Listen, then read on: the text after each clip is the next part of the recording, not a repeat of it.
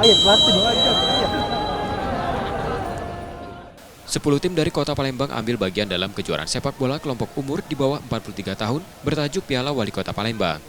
Turnamen ini digelar Asosiasi Kota PSSI Palembang di Stadion Kamboja. Ketua Askot PSSI Palembang menjelaskan, kejuaraan digelar untuk mewadahi pesepak bola senior yang masih aktif bermain di kota ini.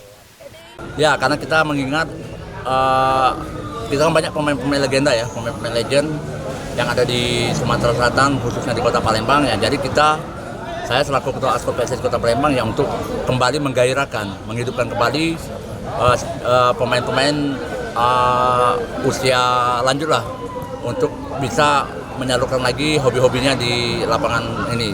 Sekalian juga kita bersilaturahmi antar klub-klub yang all-star lah di Kota Palembang.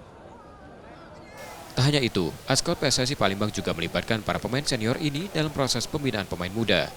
Dengan begitu, pengalaman para pemain veteran bisa menjadi bekal bagi generasi penerus sepak bola Palembang. Nur Muhammad, Kompas TV, Palembang, Sumatera Selatan.